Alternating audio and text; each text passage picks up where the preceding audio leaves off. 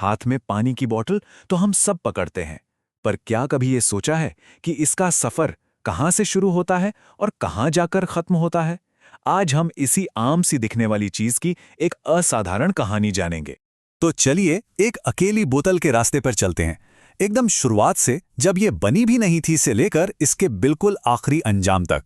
असल में ये कहानी सिर्फ एक बोतल की नहीं है, ये कहानी है केमिस्ट्री की, इंजीनियरिंग की और हाँ, हमारे पर्यावरण की। ये सब कैसे एक दूसरे से जुड़े हुए हैं?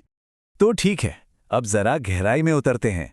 देखिए, एक बोतल की जिंदगी एक बोतल की तरह शुरू नहीं होती। नहीं, इसकी शुरुआत होती है एक खास तरह के प्लास्टिक से। और वो प्लास्टिक है पीईटी, जिसका पूरा नाम है पॉलीइथिलीन टेरेप्थेलेट। ये एक तरह का पॉलिएस्टर है जो बोतलों के लिए कह सकते हैं कि एकदम परफेक्ट है। अब सवाल यह है कि क्यों? भाई इसलिए क्योंकि ये फूड सेफ होता है और पानी को बिल्कुल ताज़ा रखता है, बाहर की नमी और गैसों को अंदर आने ही नहीं देता। बोतल बनने से पहले ये एक प्री फॉर्म के रूप में होती है। इसे आप बोतल का भ्रूण भी कह सकते हैं। ये देखने में एक छोटी मोटी सी प्लास्टिक की टेस्ट ट्यूब जैसा लगता है, जो आगे चलकर असली बोतल में तब्दील होगा। ये जो प्री फॉर्म्स हैं, इनको बहुत बड़ी संख्या में इंजेक्शन मोल्डिंग प्रोसेस से बनाया जाता है। इसमें 4 स्टेप्स होते हैं।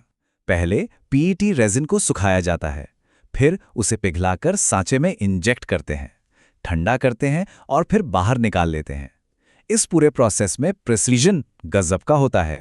तो अब चलिए सीधे फैक्ट्री के अंदर चलते हैं और देखते हैं कि ये छोटा सा प्री फॉर्म हमारी जानी पहचानी बोतल का रूप कैसे लेता है।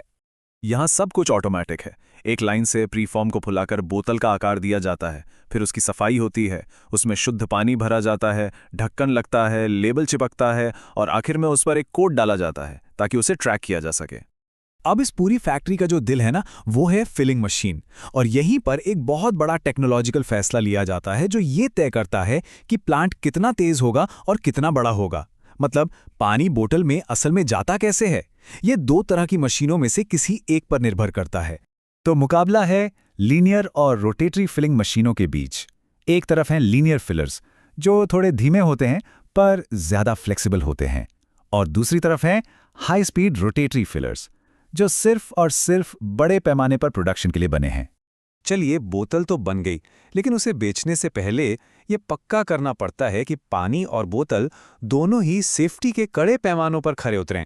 और सिर्फ बॉटल की बात नहीं है, उसके अंदर जो पानी है वो भी एक लंबे प्रोसेस से गुजरता है।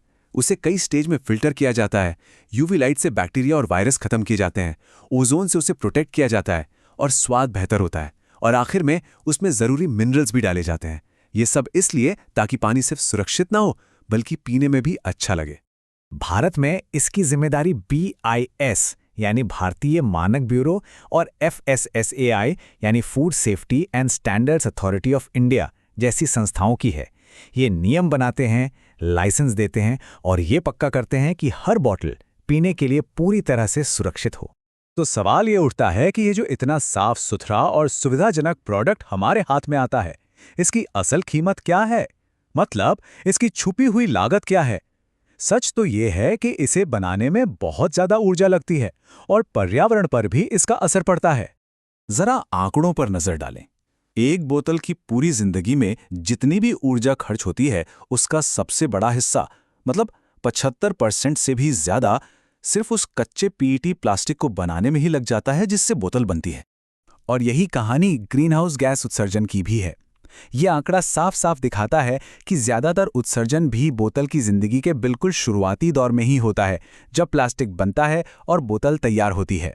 पर बोतल का सफर पानी खत्म होने पर पूरा नहीं होता। असल में इसके बाद क्या होता है वो शायद ज्यादा जरूरी है। इसके निपटान का तरीका पर्यावरण पर बहुत बड़ा असर डालता है। रिसाइकलिंग की इतनी सारी बातों के बावजूद सच तो ये है, जैसा कि ये अमेरिकन डेटा दिखाता है, कि ज़्यादातर पेट बॉटल्स आखिर में लैंडफिल में ही पहुंचती हैं, लगभग 70%। और जब हम ऊर्जा बचाने की बात करते हैं तो रिसाइकलिंग से बेहतर कोई ऑप्शन नहीं है। ये चार्ट देखिए, रिसाइकलिंग से हम उस प्लास्टिक में मौजूद ऊर्जा का एक बड़ा हिस्सा वापस पा सकते हैं। असल में जलाने के मुकाबले ये 6 गुना ज़्यादा असरदार है। और सबसे ज़रूरी बात यह है कि रिसाइकलिंग ही वो अकेला तरीका है जो ग्रीनहाउस गैस उत्सर्जन को असल में रोकता है, उसे कम करता है। दूसरी तरफ चाहे बोतल को ज़मीन में दबा दें या जला दें, दोनों ही तरीकों से उत्सर्जन बढ़ता ही है। और जो बोतलें लैंडफिल में पहुंच जाती हैं उनका सफ़र सदियों तक चलता है। एक बोतल को गलने में लगभग 500 साल लग सकते हैं। तो ये सफ़र काफ़ी उलझा हुआ है और इसकी कीमत भी साफ है। ये हमें सोचने पर मजबूर करता है कि जो सुविधा हमें मिलती है उसकी असली कीमत क्या है। अगली बार जब पानी की बोतल हाथ में हो तो शायद इसके पूरे सफ़र के बारे में सोचना ज़रूरी है।